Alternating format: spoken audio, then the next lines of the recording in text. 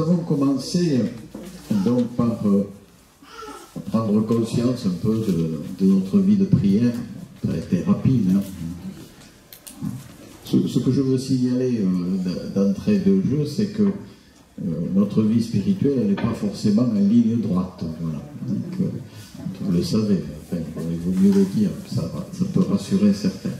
Voilà, il y a des moments où nous pouvons avoir une vie spirituelle qui nous semble riche. Voilà, ce serait au Seigneur à le dire, hein, si c'est riche ou pas.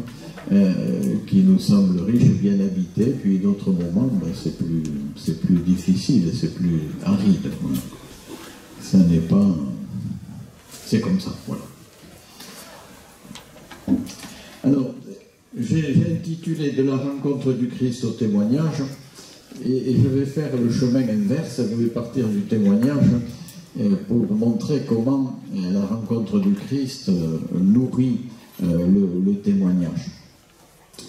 D'abord, un premier point, donc ce sera, en première partie, ce sera de vous montrer le paradoxe du témoignage.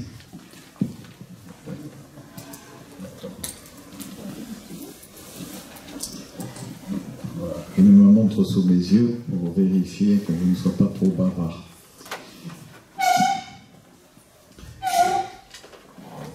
Vous connaissez peut-être, vous l'avez entendu, le début de l'évangile de Jean, on le lit le jour de Noël, peut-être vous êtes plutôt à la messe la nuit. Au commencement était le Verbe était Dieu, et le Verbe était auprès de Dieu. Cette grande entrée solennelle dans l'évangile de Saint Jean. Et j'en lis un passage, car tout d'un coup on ne parle plus du Verbe, on ne parle plus de Jésus, mais on parle de Jean-Baptiste. Je vous le lis, c'est donc le chapitre 1 de Saint Jean. « Il y eut un homme envoyé par Dieu, son nom était Jean. Il est venu comme témoin pour rendre témoignage à la lumière, afin que tous croient par lui. Cet homme n'était pas la lumière, mais il était là pour rendre témoignage à la lumière. Le Verbe était la vraie lumière qui éclaire tout homme en venant dans le monde. » Simplement, ce que je veux vous dire, c'est que ce texte est un peu paradoxal. Donc, Jésus s'incarne, vient dans le monde, et il a besoin d'un témoin. Pourtant, Jésus, on va le voir, on va le toucher. Pourquoi a-t-il besoin d'un témoin?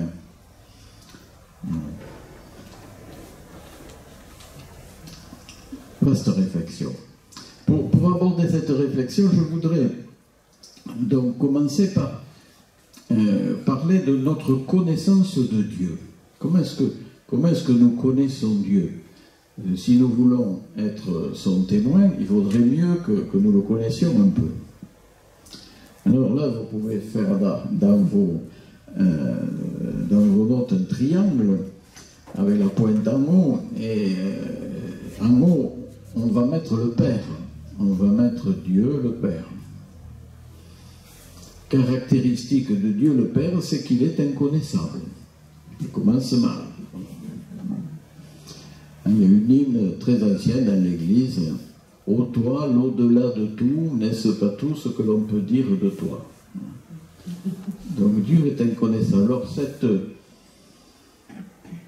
première remarque est importante, il va falloir la garder. C'est-à-dire tout ce que nous disons de Dieu n'est que partiel, approximatif. Puisque ce qu'est Dieu dépasse infiniment ce que nous pouvons en connaître. Donc il faut garder, pour employer un gros mot, la transcendance de Dieu. Hein, le fait qu'il est au-dessus de toute connaissance. Puis alors en bas du triangle, à gauche, si vous voulez, ça n'a pas d'importance d'ailleurs que ce soit à gauche ou à droite, on va mettre l'Esprit Saint. Puisque dans notre foi chrétienne, Dieu il est Père, mais il est aussi Esprit Saint. Alors l'Esprit, je vais le définir comme Dieu en tant qu'il est au cœur de l'être humain, en tant qu'il habite l'être humain. Autant le Père, on va se l'imaginer au-dessus de tout, autant le Fils, par l'Esprit, nous allons le percevoir plutôt comme intérieur, intime. Alors nous pourrions dire, ben, ça pourrait suffire au fond, puisque Dieu est à l'intime de chacun de nous, voilà, plus intime à moi que moi-même, disait saint Augustin, puisque Dieu est intime en chacun de nous, est-ce que ça suffit pas? Est-ce qu'il ne faudrait pas simplement découvrir ce Dieu qui est au plus profond de chacun de nous, et pas que de nous, des autres aussi, y compris de ceux qui ne le connaissent pas. Vous voyez bien que si on s'en arrêtait là, nous pourrions facilement être dans l'illusion. Parce que ce que je dis de Dieu et de son intimité avec moi, ça peut être juste, ça peut délirer aussi. Vous avez entendu des délires, sûrement, ça arrive aux oreilles de tout le monde. Et donc, pour que notre connaissance de Dieu qui est inconnaissable et qui est au cœur de nous soit possible, en vérité, correcte, il faut un troisième terme, et le troisième terme, dont le troisième angle de votre triangle, c'est Jésus-Christ, le témoin. Jésus-Christ qui est le témoin fidèle, c'est un de ces titres que vous trouvez. Alors, si vous connaissez un peu l'Écriture, en particulier Saint Jean, vous voyez que Jésus ne se met jamais en avant lui-même, que Jésus se réfère toujours au Père. C'est pour ça qu'il est témoin. On n'est pas témoin de soi-même, on est toujours témoin d'un autre. Et Jésus est témoin du Père. Voilà. Il dit par exemple, je n'ai pas marqué la référence, ça c'est pas bien. Le Fils ne peut rien faire de lui-même, il ne fait que ce qu'il voit faire au Père. Et tout ce que le Père fait, le Fils le fait également. Donc retenez, Jésus dit, le Fils ne peut rien faire de lui-même. Voilà. Il fait ce qu'il voit faire au Père.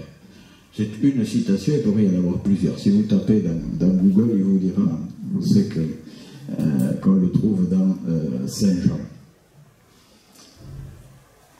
Donc Jésus est nécessairement un témoin. Alors, comment est-il témoin? Il est témoin parce qu'il s'est incarné, parce qu'il est devenu un être humain comme nous. Et donc s'il est un être humain comme nous, les gens de son époque ont pu le voir et ont pu le toucher. Donc on commence à approcher le paradoxe du témoin. C'est celui qu'on voit, qu'on peut toucher, qu'on peut entendre, qu'on peut écouter, et en même temps qui ne se fait pas voir lui-même, mais qui fait voir un autre. Voilà. C'est ça le paradoxe du témoin, d'une certaine manière. Il est nécessaire que le témoin se voie, sinon il n'est pas témoin, puisque être témoin, c'est se montrer d'une certaine manière, à la fois par sa manière d'être, par sa façon de vivre, Jésus n'est pas témoin simplement par ses paroles, il est témoin aussi par sa façon d'être, par sa façon de se comporter, les actes qu'il fait, c'est par toute sa personne, il est témoin, et donc tout ce que l'on voit de lui ne parle pas d'abord de lui, mais parle d'abord d'un autre, parle d'abord du Père qu'il a envoyé. Donc, le témoin, à la fois, il se montre et il disparaît. Donc c'est bien ce que disait le début pour Jean-Baptiste. Cet homme n'était pas la lumière, mais il est venu pour rendre témoignage à la lumière. Autrement dit, c'est une belle image, parce que à travers lui, la lumière passe. Voilà. Pour que la lumière passe à travers, il faut qu'il y ait une certaine transparence. Voilà. Alors voilà pourquoi Jésus a-t-il eu besoin d'un témoin comme Jean-Baptiste pour que on le reconnaisse comme témoin de Dieu, justement parce que Jésus a été un humain comme tout le monde, et que reconnaître qu'il était l'envoyé de Dieu par excellence, il fallait des codes pour le reconnaître. Et Jean-Baptiste, dans l'Écriture, est le dernier des prophètes. Mais vous voyez, dans la tradition chrétienne, tous les prophètes, toute la Bible qui a précédé Jésus rend témoignage à Jésus. Elle prépare le peuple, les hommes, à reconnaître dans Jésus celui qui est l'envoyé de Dieu.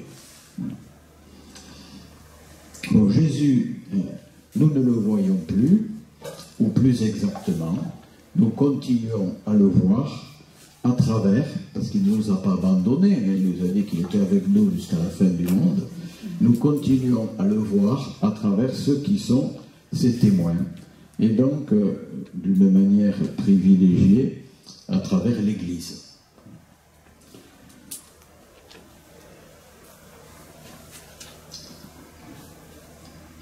J'espère donc que vous voyez un peu cette physionomie du témoin qui n'est pas le héros, celui qui se montre, qui se met en évidence lui-même, mais celui qui est bien là, qui existe, il ne s'agit pas de se cacher, puisque le témoin, il faut le voir, mais qui transpire d'une certaine manière la présence d'un autre.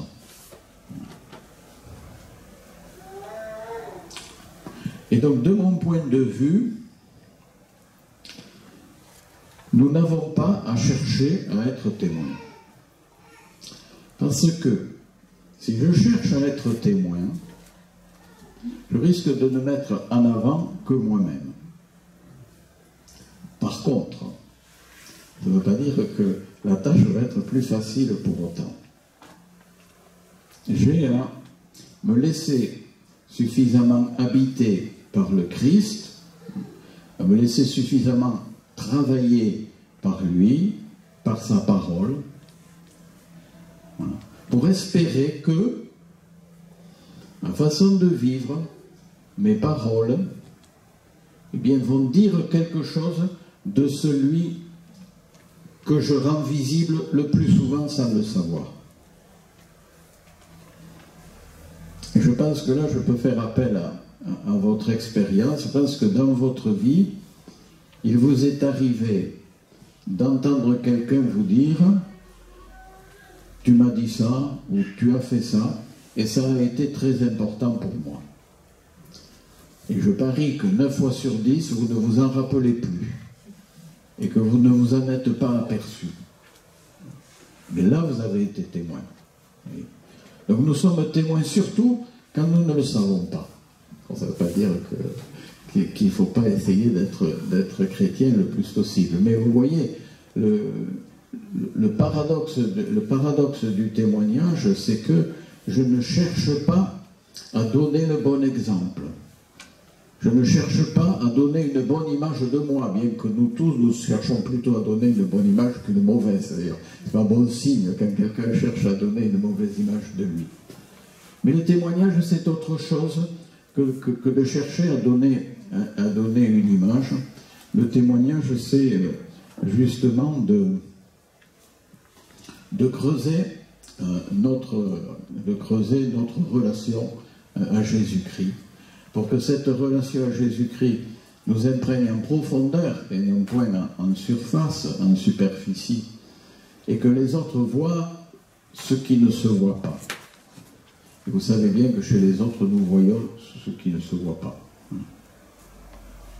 Voilà, ça c'était ma première partie, la plus importante, mais qui, vous vous en doutez, annonce la seconde partie, qui est sur donc, la rencontre qui transforme. Ce sera mon titre, hein, la rencontre qui transforme.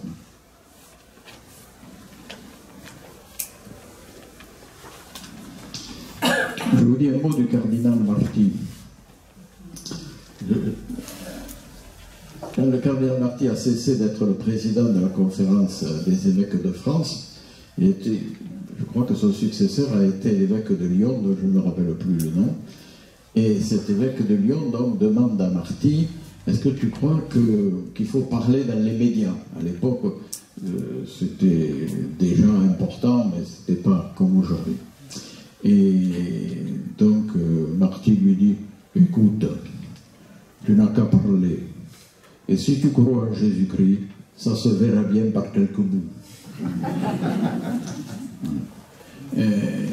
Donc ce qui est important, c'est que nous croyons en Jésus-Christ. Et après, la manière dont ça se voit, ça c'est second. Peut-être pas secondaire, mais c'est second. Alors qu'est-ce que c'est qui nous transforme de l'intérieur? Alors, avant de parler dans le domaine de la foi, nous pouvons simplement parler dans le domaine le plus simple de notre humanité. Qu'est-ce que c'est qui nous a construits et qui continue à nous construire? Eh bien, ce sont nos relations. Je crois que c'est assez évident pour les uns et les autres. La vie, nous avons commencé par la recevoir. Personne ne se donne la vie à lui-même. On commençait par recevoir la vie, mais nous n'avons pas reçu la vie simplement comme quelque chose de matériel, nous l'avons reçue dans la relation à notre mère, à notre père, frères et sœurs, etc. Après, le champ des relations ne cesse de s'agrandir. Oui, je suis frappé de ça lorsque je célèbre des obsèques. Souvent, je commence mon homélie comme ça, c'est pas facile aujourd'hui de savoir comment parler. Parce que la plupart du temps, vous le savez, on a une assemblée pour laquelle l'évangile est bien loin, et même n'a jamais été proche, n'a jamais été là. Alors et au début, quelquefois, il se force à parler de la personne. Et quelquefois, on se dit, c'est un peu pauvre quand même ce qu'on nous raconte là, c'est un peu anecdotique. Et donc ce que j'essaie de faire, c'est j'essaie de dire, oui, c'est sûr qu'elle faisait des pizzas excellentes, mais peut-être que c'est moins la pizza que vous avez retenue que votre grand-mère. Et peut-être le goût de la pizza était symbolique du goût de la relation que vous aviez avec elle. Parce qu'au fond, ce sont les relations qui font ce que nous sommes. Voilà. Ce sont nos relations qui nous construisent. Alors, nous avons en tête, évidemment, les relations qui ont été les plus importantes pour nous. Nous sommes capables d'en parler. Du moins, si nous avons une certaine vie intérieure, si nous avons l'habitude de relire notre existence. Tout le monde ne fait pas ce travail de relecture de son existence. Mais en fait, dans nos vies, les relations ont été multiples. Et pour la plupart, nous ne nous en souvenons plus. Et pourtant, c'est bien cela qui nous a construits. C'est bien à travers cela que nous construisons les autres, que nous nous donnons la vie mutuellement les uns aux autres. Quelquefois par des rencontres qui sont tout à fait décisives, essentielles, qu'on n'oubliera jamais, mais le plus souvent, des rencontres banales, et qui pourtant nous travaillent intérieurement et font que nous devenons ce que nous sommes. Voilà. Et donc, je fais ce petit excursus sur l'importance des relations pour dire que avec Jésus, c'est la même chose. Et que c'est notre rencontre avec Jésus qui nous transforme. Alors, comme j'ai commencé à le dire, notre rencontre avec Jésus, elle peut avoir eu, à tel ou tel moment, une expérience très forte, un éblouissement. Pas sûr, tout le monde n'a pas un lieu de référence comme ça qui a été bouleversant. Mais le plus souvent, notre rencontre avec Jésus, bien, elle est dans dans la fidélité, voilà, hein, dans la fidélité de notre prière, dans la fidélité de nos Eucharisties.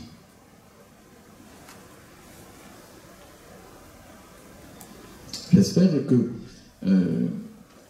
dans votre vie, il y a une habitude de la prière. Les habitudes, c'est très important. À une époque, on les critiquait beaucoup, parce qu'il faut approfondir tout ça, ce qui n'est pas faux d'ailleurs. Mais l'habitude, ça nous repose quand même. Vous voyez, ça permet que les choses s'inscrivent dans nos vies sans que il faille chaque fois se demander ce que je vais faire. Hein. Chaque matin, si on se demande si on se lève ou pas, comment on s'habille, si on prend sa douche le matin ou le soir, si, voilà. La vie deviendrait très compliquée quoi, si nous n'avions pas des habitudes. Voilà. Et les habitudes, donc, elles nous servent à libérer notre esprit et notre cœur aussi pour les choses pour lesquelles il faut vraiment s'investir. Mais la prière, voilà, elle est des deux côtés. Elle est aussi dans l'habitude, donc dans la relation courante avec Jésus. Voilà, parfois riche, parfois pauvre, parfois complètement distraite. Hein, on peut se dire à la fin du temps de prière, je pense à tout sauf à ce que je viens de faire. Comme ça. Hein. Enfin, si vous êtes comme moi, c'est comme ça. Mais n'empêche que la prière était là. Et puis il y a d'autres moments où, j'espère, il y a des choses qui sont plus approfondies, parce qu'on prend davantage de temps, parce qu'un événement nous permet de grandir, parce que l'homélie du dimanche nous a fait réfléchir, parce qu'on fait une retraite spirituelle. Voilà. Donc vous voyez bien que c'est cette relation à Jésus qui peut être chaotique. Vous savez, Sainte Thérèse d'Avila, hein, la grande Sainte Thérèse disait, il y a 3 grâces. La première, c'est d'être visité par le Seigneur. La deuxième, c'est de pouvoir le dire. Et la deuxième, c'est d'en prendre conscience, excusez-moi. Et la troisième, c'est de pouvoir le dire. C'est intéressant, ça. Hein, donc la première, c'est d'être visité. La deuxième, c'est d'en prendre conscience. Et la troisième, de pouvoir le dire. C'est intéressant parce que je peux être visité par le Seigneur sans en prendre conscience. C'est quand même intéressant. Heureusement qu'il ne m'attend pas toujours. La deuxième, c'est que je peux être visité par le Seigneur, en avoir conscience et ne pas encore pouvoir le dire, ne pas pouvoir en parler. Voilà, donc si c'est arrivé à Sainte Thérèse, ça peut nous arriver.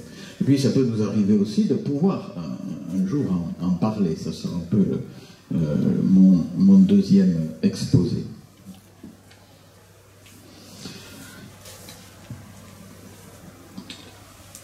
Donc je pense avoir fondé là l'importance de la prière en tant que relation vivante à Jésus vivant pour transformer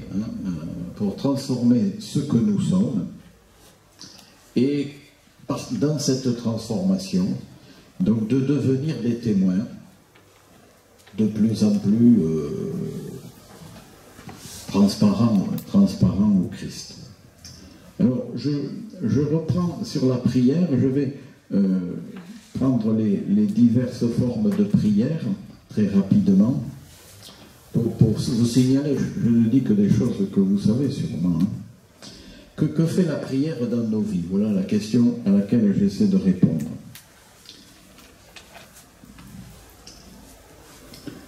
Alors, première chose qu'elle fait, c'est qu'elle me permet de m'arrêter, de marquer un temps de pause que je consacre à Dieu.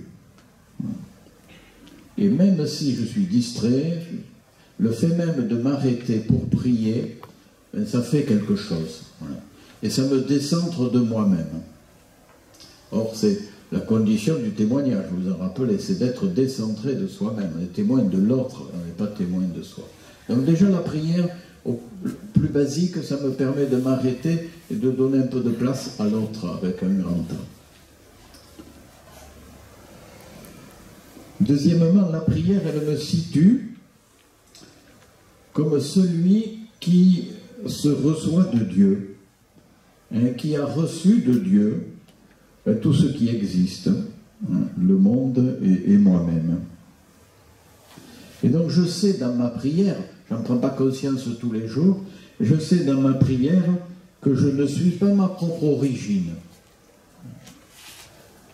Et si je sais que je ne suis pas ma propre origine, vous voyez, peut-être je risque d'être témoin de ce qu'est l'origine.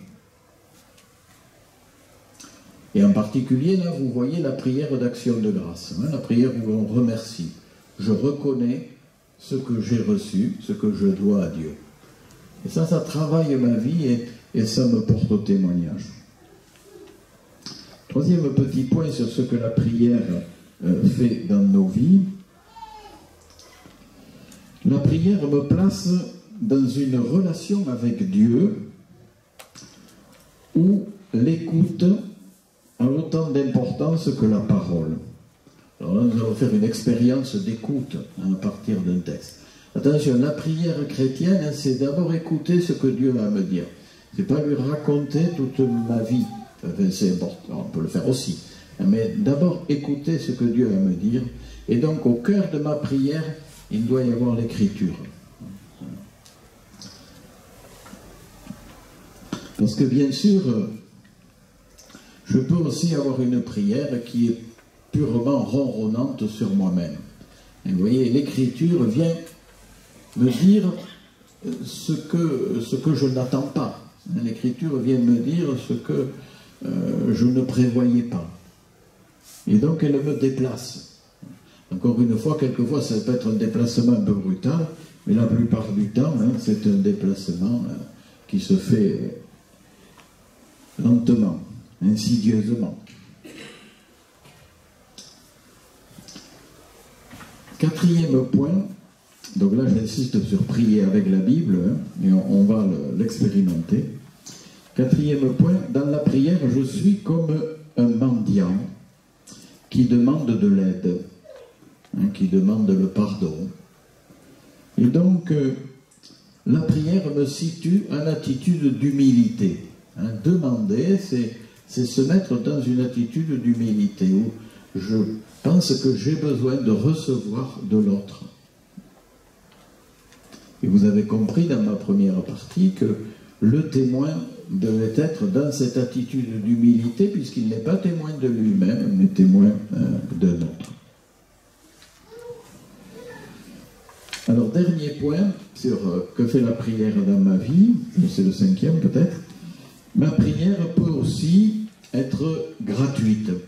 Je termine par là parce que peut-être le gratuit est le plus difficile. Ma prière peut aussi être gratuite. Je suis là pour la gloire de Dieu. Je suis là parce que le Seigneur désire être avec moi. Pour répondre au désir du Seigneur de me rencontrer. Le pape François vient de faire une lettre sur la liturgie, une lettre apostolique sur la liturgie, qui s'appelle « J'ai désiré d'un grand désir ». Et c'est une parole du Christ. J'ai désiré d'un grand désir manger cette Pâque avec vous avant de mourir. Et il nous dit bien, la liturgie, et la prière c'est pareil, elle est de la façon la plus fondamentale réponse au désir qu'a Dieu de me rencontrer. Et non pas réponse à mon désir de rencontrer Dieu. Vous voyez l'inversion.